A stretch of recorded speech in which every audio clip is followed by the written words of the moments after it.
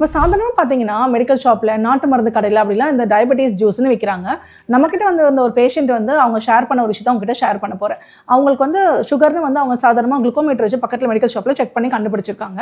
ஆனால் மெடிக்கேஷன்ஸ் எதுவும் பண்ணாமல் என்ன பண்ணியிருக்காங்க, அவங்க இந்த மாதிரி ட்ரிங்க்ஸ் வந்து விற்கிது இல்லைங்களா, அந்த பாட்டிலில் போட்டு விற்கிறாங்க.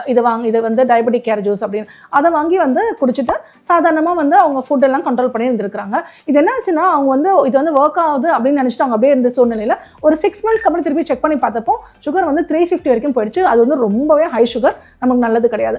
ஸோ நீங்கள் வந்து இந்த மாதிரி சுகர் இருக்குன்னு கண்டுபிடிச்சிங்கன்னா, நான் வந்து ஒரு ப்ராப்பரான விஷயம் என்னன்னு பார்த்தீங்கன்னா, கண்டிப்பாக பக்கத்தில் இருக்க டாக்டரே பாருங்கள். அவங்களோட கைடன்ஸில் மெடிகேஷன்ஸ் எடுத்துக்கோங்க. அவங்களோட கைடன்ஸில் டயட்டு அதெல்லாம் நீங்கள் ஃபாலோ பண்ணிங்கன்னா சுகர் கண்ட்ரோல் பண்ணிக்கலாம். இந்த மாதிரி வந்து நீங்களே வந்து ஓனாக ஏதாவது எடுத்துக்கும் போது சுகர் லெவல் வந்து ஸ்பைக் ஆகும் போது நம்மளுக்கு வந்து நாள்பட வந்து நம்ம ஆர்கன்ஸ் எல்லாம் பாதிக்கப்படும். நம்ம வந்து ஹெல்த்தியான லைஃப் லீட் பண்ண முடியாது.